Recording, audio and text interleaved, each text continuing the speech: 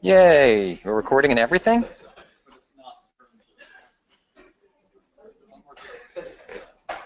Are we recording and everything, Brian? Whee! All right. Let's get started. Not too bad. Good morning, everybody. How are we doing today? Okay. Okay. Oh, my goodness. You guys finally got into the classroom that you have been excited about since you got here. Okay, let's try that again. Good morning, everybody. How are we doing? Oh, okay, again, but at least there was more enthusiasm behind that. Good, awesome. I am very excited to teach this class. I'm just as excited to teach it as you are to learn it.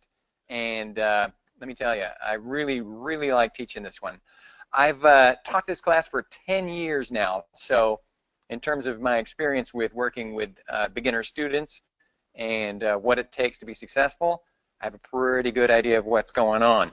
So one thing I want to make sure that we're doing right from go is when I make a suggestion about how you should probably go about doing something, excellent idea to take that to heart because, again, I have taught this class a long time. I've taught a whole multitude of people. I've taught people who already know what they're doing when they walk into this class and people who have no idea what's going on whatsoever and have never touched a computer in their life. Does that make sense? I have taught them all. So point being, I know what works. So when I tell you guys, hey, you know, it'd probably be a good idea you do this, that's your high level of success suggestion there. Does that make sense? Get a hell yeah? Awesome, good. So again, and it's not from the standpoint of, oh, I'm smarter than you are. That's got nothing to do with it. I've taught this class for 10 years. Have any of you guys taught this class for 10 years? Okay, so it's just me and the smart guy in row 3. So in terms of your level of being able to understand what it's going to take to be successful, not only in this program, but in this, I definitely have a little bit of a inside look over most of you guys. Does that make sense? So again, you can take my advice or not, your call. I would take it if I were you, because I think I've seen quite a bit and I can really help you out. Because my job is to get you to be successful in here and teach you something that I'm hoping will not only keep you successful throughout the rest of this program, but will keep you successful in your field. That's my goal, which is pretty ambitious, but I do take it very seriously. Does that make sense? Okay, good. Just want to make sure we're all on the same page. We all know where we're coming from. Now, in terms of this first class, this is probably the most important class for you to be dialed in and paying super close attention. And I realize that it is, you know, you're going on break soon, so you're thinking turkey thoughts and all that kind of fun stuff. But you're in here with me. You've got to be in here with me 100%. Does that make sense? Because literally what you don't gather in from today, what I talk about, could lead to not passing the class. It's that severe. Does that make sense? So make sure you're dialed in, paying very close attention. The warning I try to give everybody is, in terms of the classes you've had before this one, that was kind of like high school 2.0. Not very challenging, pretty easy to sort of phone it in and fly by night and do pretty well without too much effort. That changes dramatically right here. This is the first class where you're actually in your degree and you're going after the stuff that you're going to need in order to be successful in this field. Does that make sense? So whatever you did to be successful in other classes, nope. Whatever you did to be successful in high school, nope. This is a whole new animal. Does that make sense? Okay, so I just want to make sure you guys are dialed in, paying close attention, and the smartest thing you can do is take notes. Very, very helpful. My personal preference is you do it on paper because you can, there's sort of a kinesthetic element. When you write things down, you tend to remember them better. Even if you don't actually go back to your notebook, it's there, you got it, and just the fact that you added a physical component to the thought process, it helps you remember it better. I don't know if you guys have seen those old kung fu movies where they're like teaching somebody something while they're balancing. You know, they're like, and this grasshopper is how we merge water with fire. You know, and they're like, okay, I got it.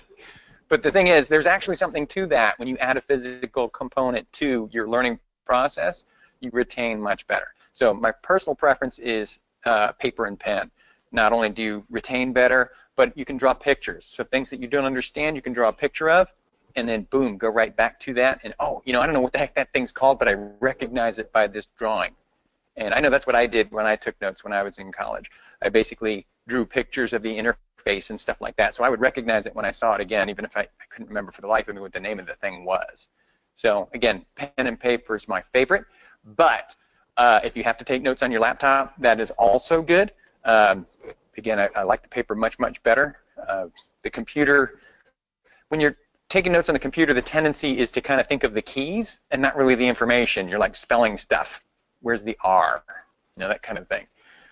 So retention is not as good, and it tends to be very brief. And whatever you do, don't take notes on your phone. Okay, I've seen that a couple of times. That doesn't go well at all. Does that make sense? Don't even try that one. That doesn't go well at all. This is an accelerated program. Again, you're finally in the class that's going to start pushing you hard. There's a lot of work to do in this class, and you just got to be on it every day to be successful. So, again, missing this class, not a good idea. You want to be in here every minute. And in terms of the lab, we're going to talk about that a little bit later. That's going to be the environment where you're going to be working hands-on with the application and trying to get this work done. But I want to assure you up front, that's not enough time. Does that make sense? The work that you do in the lab is great because you've got a lot of instructors in there to help you out, hands-on, sit down right next to you and help you if you need it, if you're in my local class. And if you're in my online class, we're talking about the help sessions that we have available online for you guys, where an instructor is working one-on-one with you to make sure you understand what's going on. More on that as we go. But point being, you're going to be doing a big chunk of this work at home, hopefully with friends. I'd like for you guys to work in teams, but very possibly alone, which means if you don't have good notes, you're dead in the water as soon as you get to something that you don't get. And that's going to happen. Does that make sense? There's nothing worse than having time on your hands, the machine is up and ready to go, and you can't do anything. You don't want that to happen. Does that make sense? You don't have that kind of time. So, again, that notes, those are going to be your buddies. You're going to need those desperately. And as I said, great idea to work in teams, because if everybody remembers something, you can sort of cumulatively remember what it is you're supposed to be doing, what the settings are, and where things need to be. So I do recommend very highly working in groups. Hey, let's all go to my house and let's work on this stuff. We got to get it done. So, whoever's the socialite can order the pizzas and everybody chip in, and that's actually pretty fun. It's a good way to do the work and make friends at the same time.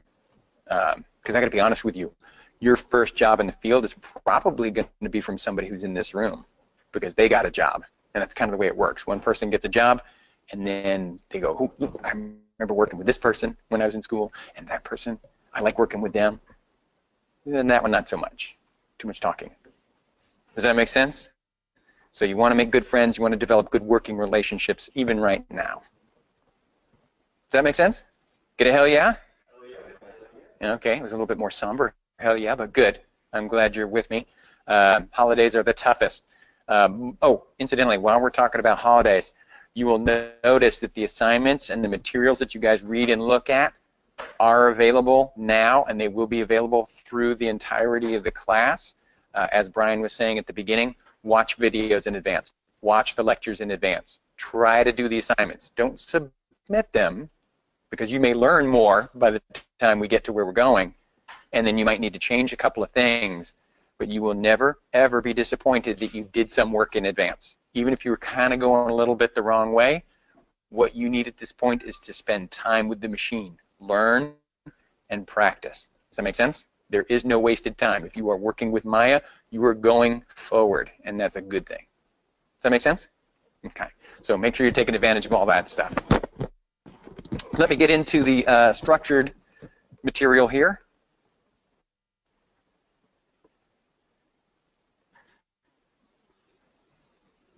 And let's see what kind of resolution we get going today.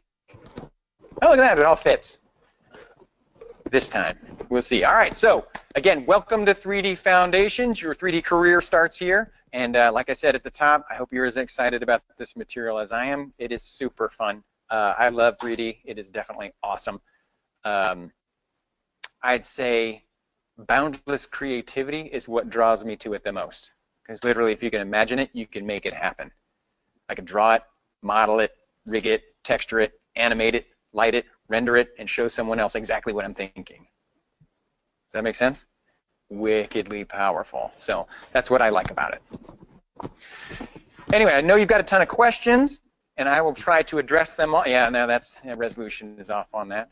I would like to address all those questions for you.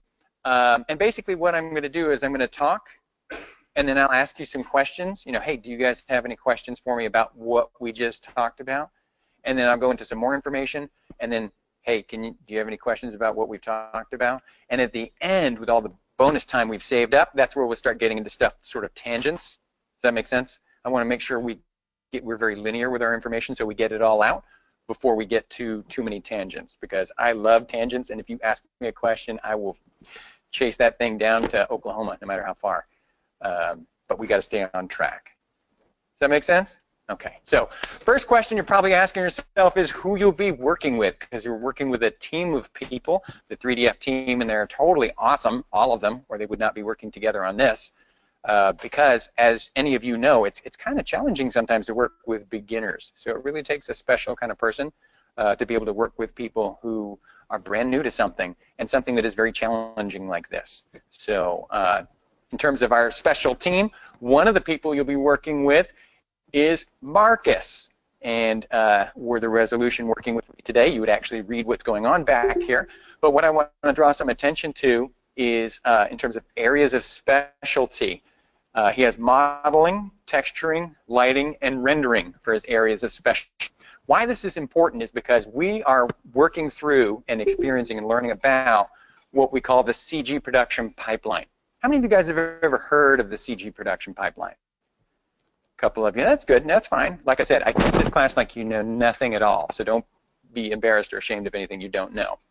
You just don't know it yet. Now, in terms of the CG production pipeline, it works a lot like an automotive assembly line. At one end, we've got a frame, and at the other end, I've got a car I can drive. And what happens is this frame moves through the assembly factory, right? And it comes to a series of stops. And in front of each person or each team of people, there is one job being done. It's being done very well and very quickly. Like my job is to put doors on the car. So when the frame comes to me, I put a door on. Next frame comes to me, I put a door on. So I do one thing, I do it really fast, and I do it really well. Does that make sense? CG production pipeline is the same concept. At this end, I've got an idea. I've got storyboards, a game idea. And at the other end, I've got a game I can play or a movie I can watch. So we're going to go through this pipeline, and we're going to experience different jobs for different people. And what's nice about this is these different jobs have different elements that are interesting about them. So you might hate modeling, but love animation. You may really enjoy lighting and rendering, but can't stand rigging. Does that make sense? But that's why we have the specialty. We're trying to find out what it is you are interested in, you enjoy, and you're good at. Does that make sense? Okay, so these are some things that Marcus is into. So when you guys get to the lab, you can ask him about that. We also have Sarah. There's a girl, too. And in terms of things that she's interested in, animation, rigging, and modeling. Animation and modeling is not a combination that typically goes together, so it's an interesting collection there of skills. And pretty much anything about cats, she will talk your ears off about, so feel free to get her into those conversations with you. So again, if there are particular elements that you are interested in, great to talk to these people. Not only just to make friends with them and kind of break the ice, which is really important, but also to get to know more about the kind of field that you're interested in going into. Does that make sense? Okay. So definitely talk to Marcus and Sarah. Now, in terms of the lecture environment, and we'll get into the difference between the two, you will be working with, you probably guessed this is me. That's me. And you will also be working with Brian, who's over here behind the computer. So in terms of the lecture environment, Brian is a tremendous resource. He has a lot of experience, particularly through compositing. So if you're interested in that aspect of the CG pipeline, he's a great person to talk to on that end as well. If you come to the help sessions, the online help sessions, which are pretty much 24/7, there are posted hours where you can meet and talk with Brian specifically. So if you need some help, you can go in there and talk to him and get some help. And yeah, it's one of those, the water's fine, come on in, because it's a amazing resource for help, because you're at home, you need help. If you've got internet, you can get some. So definitely make sure you're tapping into that. We'll talk more about that as we go. But Brian is at the wheel of that, and he will eventually, his Lego Man will be done. He's a new addition to the team, but when his Lego Man is textured and ready to roll, he'll be up there as well.